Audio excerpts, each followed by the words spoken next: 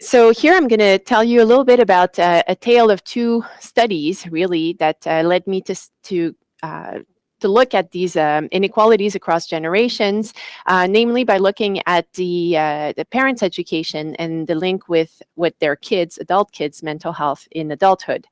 And so we did this in the US context, and then we tried to replicate the study in the Canadian context, failing to fully do so because we were lacking income measures. And so now this is an opportunity with these new data to actually get to a point where we can get closer to replicating these studies and definitely expand the capacity of what we can do with these studies. I should also mention at the outset that the LISA, the Longitudinal International Study of Adults, or LILIA, that you're going to hear about right after me, would also allow for these analyses, because they collected from the outset the mother's and the father's education as a self-report from the kids. So there's a lot of opportunity there for research in Canada in terms of inequalities across generations. So just to give a little bit of substantive context, I draw in my research from life course epidemiology perspectives that suggest that health in adulthood is actually not just a process, evidently, of adult health behaviors or things that happen really close to health, but rather long-term processes that can start as early as birth, for instance, in the perspective of critical or sensitive periods. And in the context of social exposures, we would like to think more about so-called sensitive periods where things are happening early in life that can set people on a different chain of risk. And so this is where we bring in pathway effects, where we would have something like poverty or low parents' education in childhood that can then affect kids' development or kids' successful educational development, and then their later outcomes in terms of income, for instance, and then their health in adulthood. So that's kind of the framework that I draw from very often in my research. But because I'm also a sociologist, I can't help but also bring in life course processes of social attainment, of status attainment.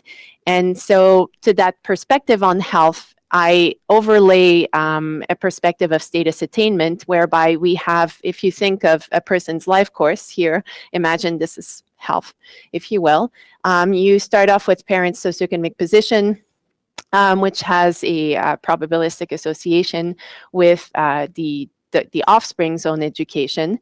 And then there's something like potentially a curve, if we really model this right, of status attainment. And so at some point you reach a peak, and then there's processes, retirement and so on, that can lead to some decline. Or if you go on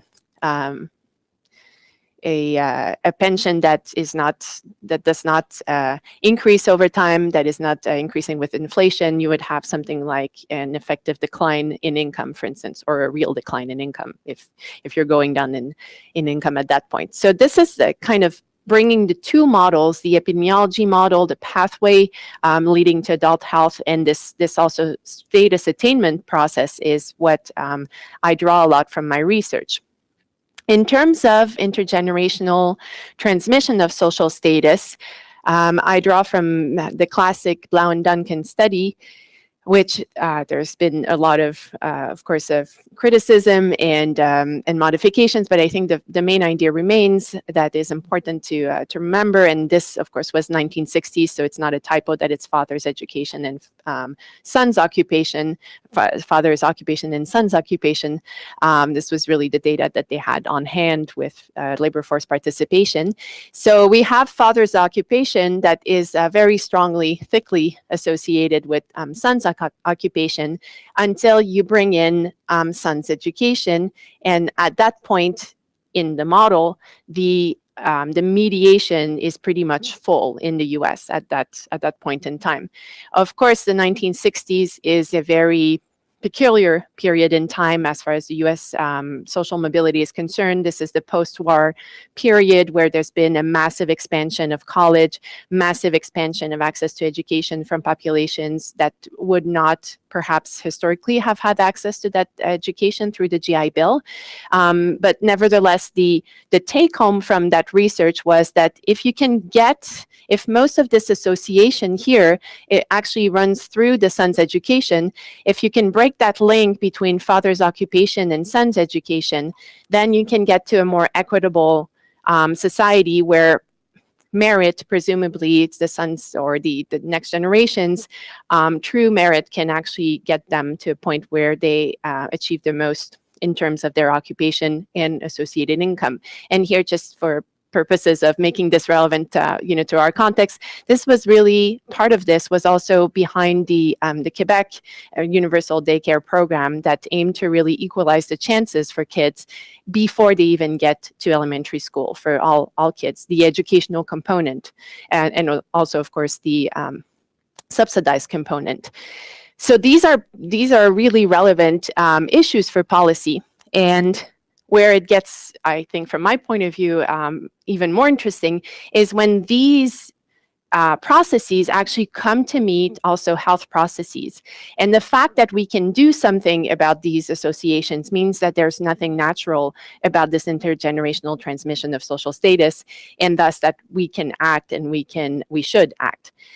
So now to bring you back to health, so we started with life course, now we're getting into stratification, back to health. In the studies that I'll talk about, we use the depression in adulthood as our outcome. And there's a very well-known association between socioeconomic position. So this is the result of a meta-analysis looking at adult socioeconomic position, SEP, and depression. And you see that there's an odds ratio across all of these studies that are evidently very heterogeneous, some of better quality than others. You see large confidence intervals on some of them. So all of these dots are point estimates from studies that have been meta-analyzed. But the resulting OR for this analysis of higher people with lower socioeconomic position actually have higher depression, a higher risk of depression is pretty telling. So we start with that. But what do we know about the association of parents' socioeconomic status and this association? This is a proximal association, socioeconomic position in adulthood and depression in adulthood. That could very well be due to people, and this is an argument out there, a selection effect of people with more risk of depression actually not achieving higher socioeconomic position. So untangling the effect of parents' education also gets us closer to a pathway whereby we get at some of these effects. And so drawing from research from the UK, so they have the longest running cohorts in the world, and this is one of the oldest cohorts. They were using data from one of the oldest cohorts, and they saw this association between adult SCP, socioeconomic position, and psychological morbidity in adulthood. That actually, you see my little animation here, so thick here, you put in family background, it becomes smaller. So the association tends to wane with the inclusion of family background in the analysis. The argument underlying this, that the way they tested it was did not allow for a true test of mediation. But the argument was that with the introduction of family background, you're accounting for this relationship here, which will then potentially also account for this relationship here. And so you're weakening the direct link of the adult SCP association because you have all the pathways in the model. But it was not explicitly tested. So I looked at this and I thought, we have US data. I'd love to actually test this explicitly. So this is what we did in the study. So we used the National Longitudinal Survey of Youth 1979, which has biennial data. Yes, biennial. It's a biennial survey from 1979. The first few years is actually annual, but then it starts being biennial. So lots of data. The bottom line is lots of repeated data. And it started out actually not as a health survey, but rather as a transition to labor force of youth survey. And so very rich measurement on jobs and on income. And so we found ourselves in a position, and then some more patchy measurement on health, but still enough to measure this. And so we found ourselves able to measure parents' education. So the kids were actually 14 to 21 years old in 1979, living in their parents' household. So we have measures of parents' education then. And depression, actually this is for the next model, but so we have parents' education, depression, and we have respondents' education and respondents' income socioeconomic position there. And in our US model, when we look at this full model here, the effect of parents' education actually goes away completely, a little bit like the Blau and Duncan model. So we put in the respondents' own education, the respondents' socioeconomic position, and while we had a strong effect of parents' education, mom and dad, actually we separate mothers and fathers, when we put all of this in fact, respondents' income here eats up all the variation pretty much. And this is a structural equation model where we actually have trajectories, measuring income as a trajectory in latent class and measuring depression as a trajectory as well. So we take those findings and we think, well, why not replicate them in the Canadian context, expecting that the same pattern will hold. This is the basic, stratification pattern whereby we have this strong pathway model. And depressive symptoms and depression tend to be very correlated with proximal circumstances. So it actually makes sense also from a health standpoint that even though there is this association, much of it is actually explained through by this pathway. And so this is what we did. And to give you the punchline right away, we did not find this same relationship in Canada. We were not able to explain away parents' education effect. Although we did try. And so we use the NPHS, so this is where the TIF will come in. We use all of these mediators here, so adverse childhood experiences, adult socioeconomic position, so this was both education and whatever income we had in the NPHS, so that's the first limitation, I would say, or what maybe is going to happen, I hope, with the TIF is that the measures of income in the NPHS were very blunt. There wasn't as much variation as we would have hoped getting out of there. And then psychosocial functioning and physical health. And so just to introduce a little bit the National Population Health Survey, because I think since it was discontinued in 2011. Maybe people aren't so familiar with it. Maybe they haven't looked at it in recent years. And it's actually an amazing survey. It's a really awesome data set. So in these analyses, we're only using until 2006 and 7, but it runs all the way to 2010, 11. So it's a fairly long period. It's extremely rich in health measures. And even for the CSST people here, there's some work condition measures. And so once you link that to the TIF, what you're going to have actually is measures of people's health as it evolves over time, also with things like claims for employment insurance, disability, and also social insurance. So you're going to be really able to reconstruct people's life histories and have things like, well, did health start to decline before they got on insurance, or did it decline once they were with employment insurance? All those temporal processes we're going to be able to tease out. And so in our study population, we restricted to the 12 to 24-year-olds who were living with their parents because we needed those parents' education. And at the beginning of the NPHS, it was a household survey.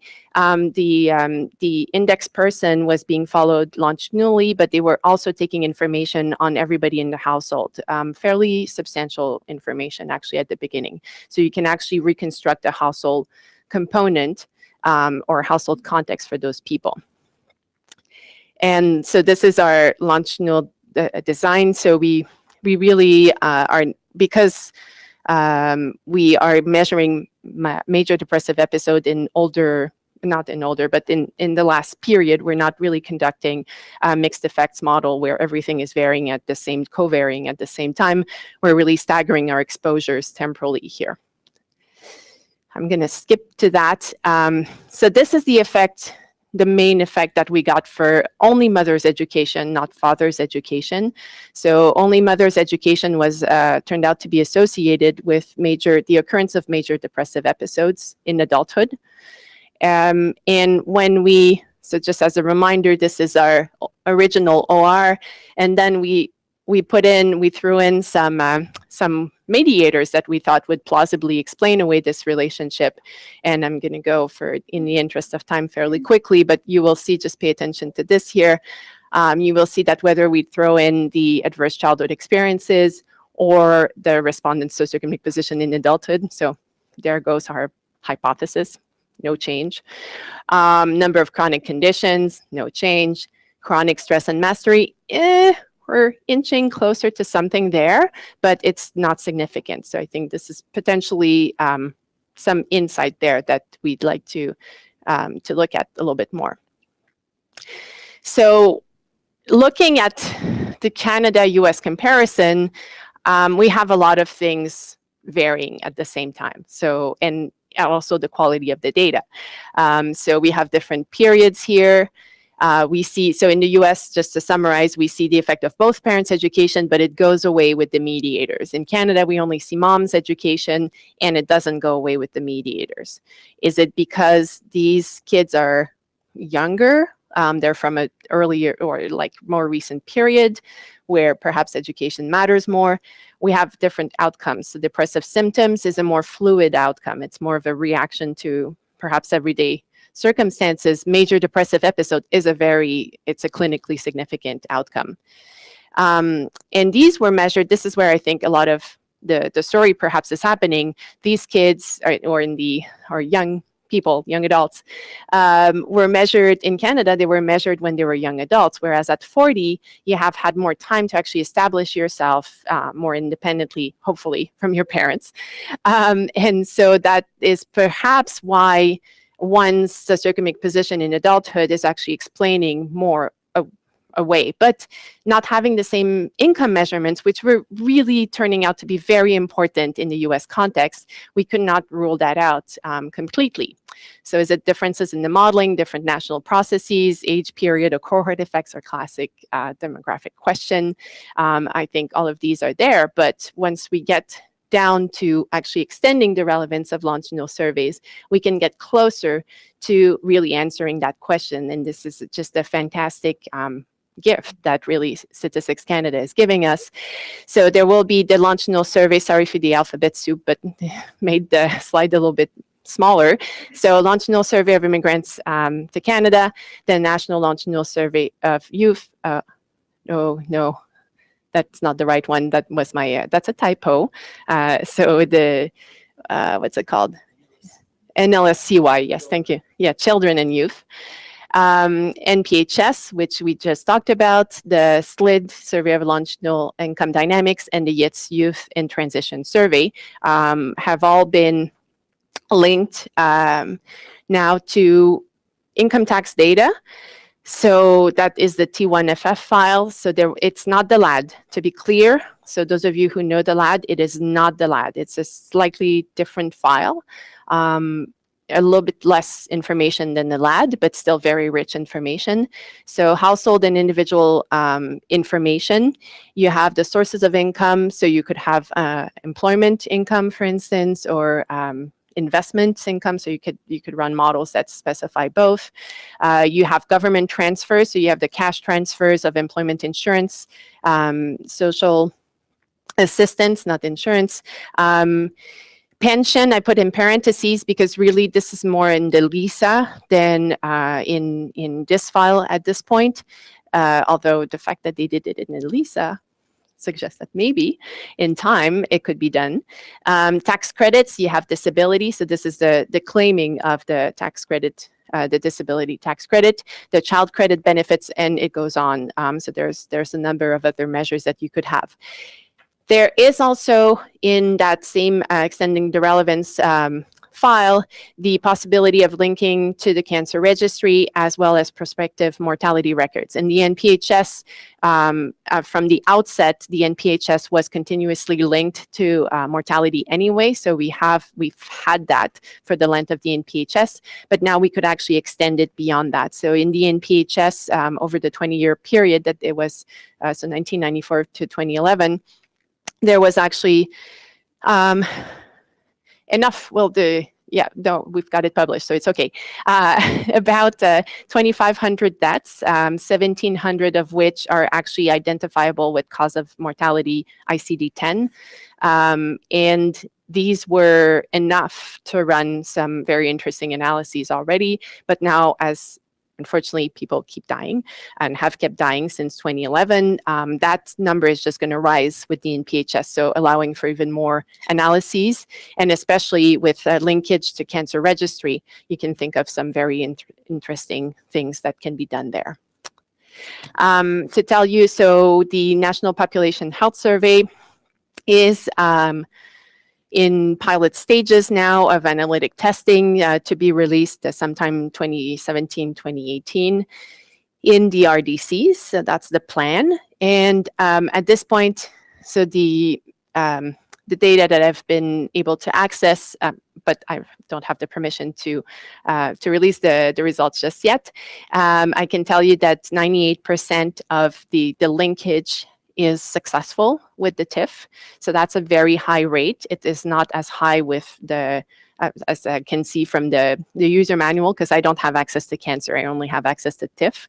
So when this will become available, the process to go through these accessing these data will likely require users to request access to every specific administrative file that they're interested in. So just keep that in mind. Just like the LISA, you can request the LISA just survey, or you can request the LISA plus admin, and you must specify which one you're interested in.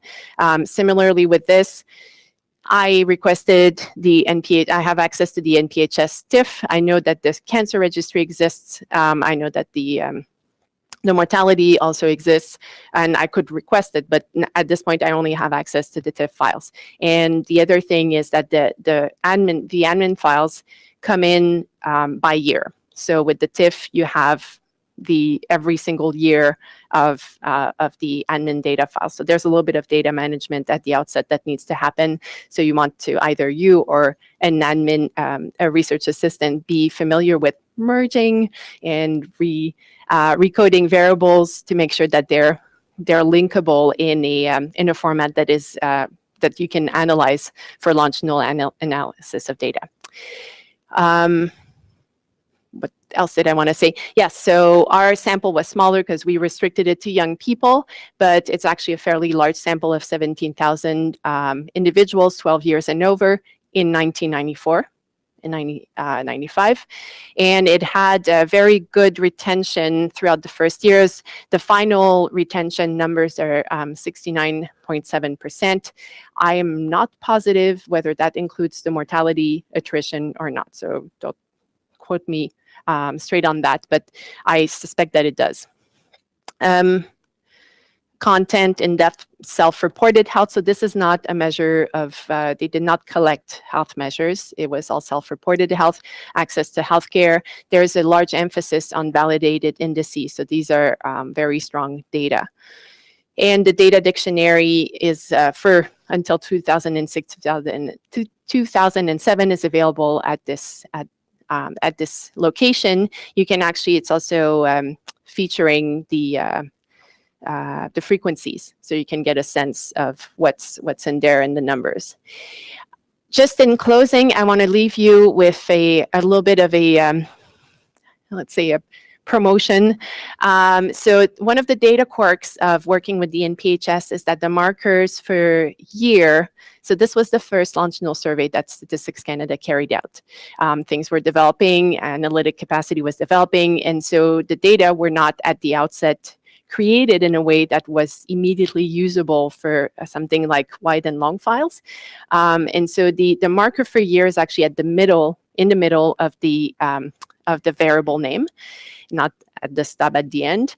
And, you know, the 2000 and bug affected a lot of people, apparently this one too. So it starts off as taking the year is 4 in 1994, all the way, and then 2000, whoops, 0, 2002, 2, 2004 rolls along, it's going to be 4 again.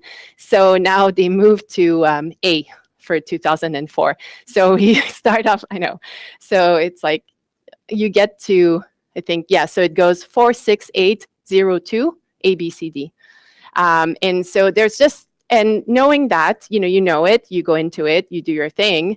And we, at some point with the partnership with the Shirk Population Life Course Cluster, we felt there was a data access competition, and we knew, having used these data, that everybody who's going to use the NPHS for longitudinal data will have to do that. And so we created, along with Amélie, the postdoc, a macro, a SAS macro to actually reshape the data in one fell swoop. So you're welcome to use that. It's available on the CRDCN website. So you just go CRDCN website, you type NPHS, so the data there, and there's a little box that gives you access to that. You can ask your analyst to download the macro. It's been vetted, it's been pre-vetted by Statistics Canada as not containing any harmful software. And so they can download it to your account, so you can do it. There's also a Stata macro that Claudia Masferrer developed based on that is not on the CRDCN, so maybe that's, I don't know if it's been vetted.